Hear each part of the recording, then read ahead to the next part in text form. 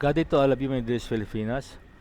I'm Mr. Romel Bermoindinoso, ay Correte Teaching at Kamantasan ng Lungsod ng Muntinlupa.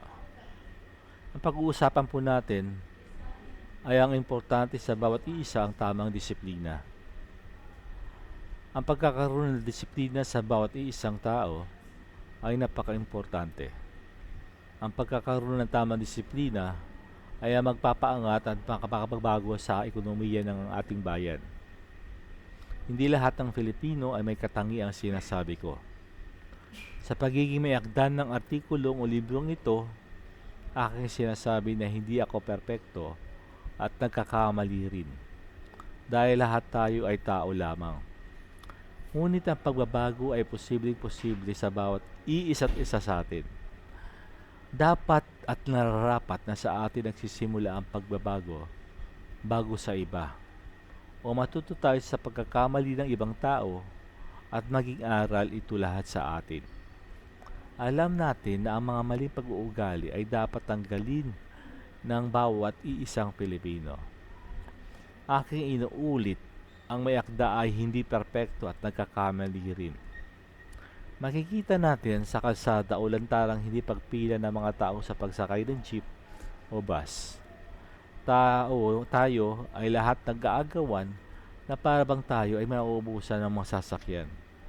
Ang simpleng pagkakamali sa ugali ay nagiging lantaran para sa ating pamilya, syudad at buong mundo at maaaring gayahin ng nakakabata. Itong maling disiplina na to ay magiging minsan ng aksidente para sa ating mahal nating kababayan.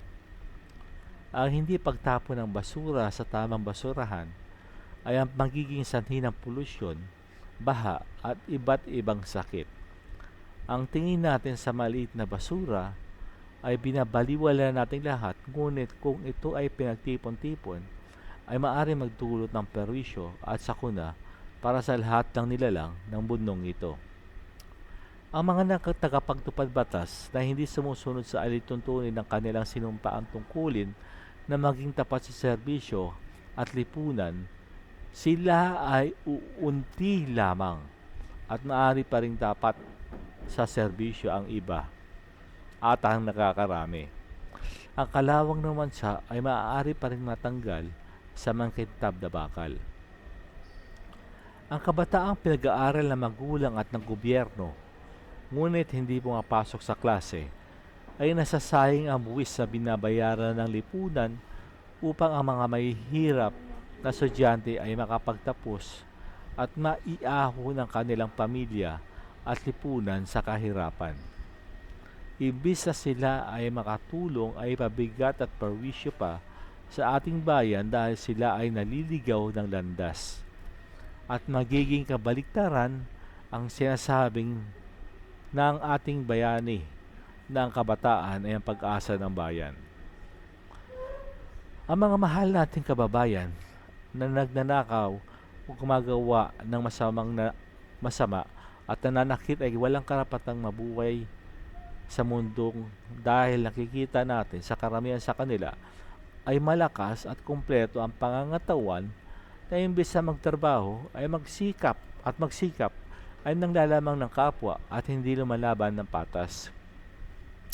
Para sa mga mahihirap na nagsisikap at lumalaban ng patas, upang maitang pangtustos na pagkain para sa kalamnan ng kanilang pamilya at edukasyon ng kanilang mga anak, kayo ay kapuri-puri at pinagpala ng may kapal.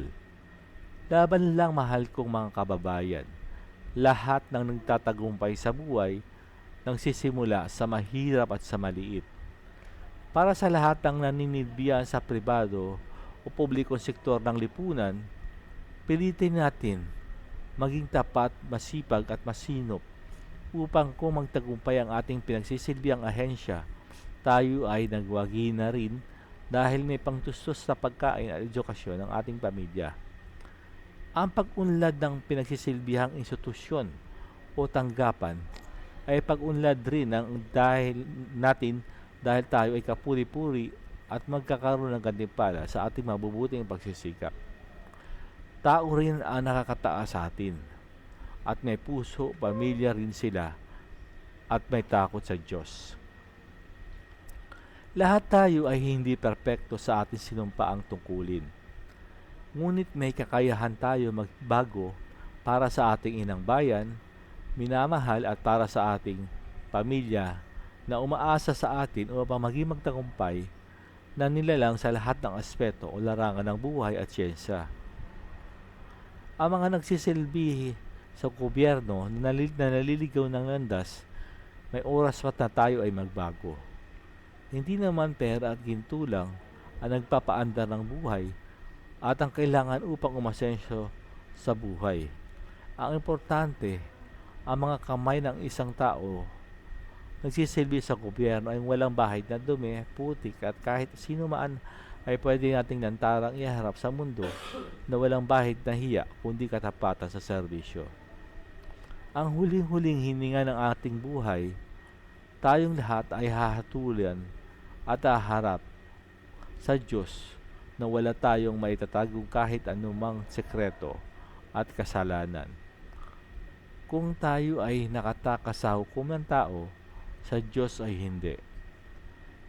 All to the will and glory of the Father.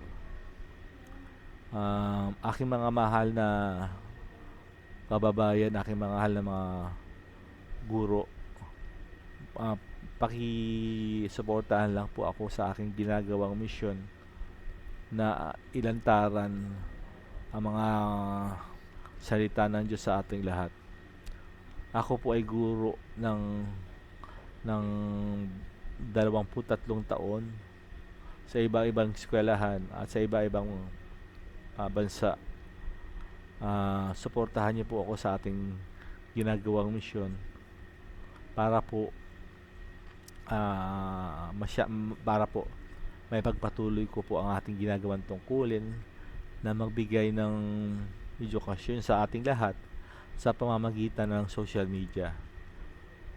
Maraming salamat po at sa suporta ninyo na binibigay sa akin upang magtagumpay sa larangan ng edukasyon. Salamat po sa aking mga mahal na estudyante, sa mga aking mga mahal na kaguro na naging patnubay sa aking pagbabago para sa kabutihan, wherein ang nagdudulot neto ay ang pagmamahal ng estudyante at pagmamahal ng bawat isa't isa sa atin at magsuportahan ang lahat sa atin sa kung ano man ang ating ginagawa sa ikukunlad natin ng ating isipan at ng gawa.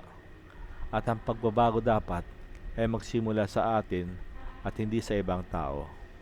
Yun lang po, mahal na mahal ko po kayo, aking mga mamahal na kababayan. I love you po, I love you, I love you. God bless all of us. The Father loves us all. The Father loves us all. The Father loves us all. Amen.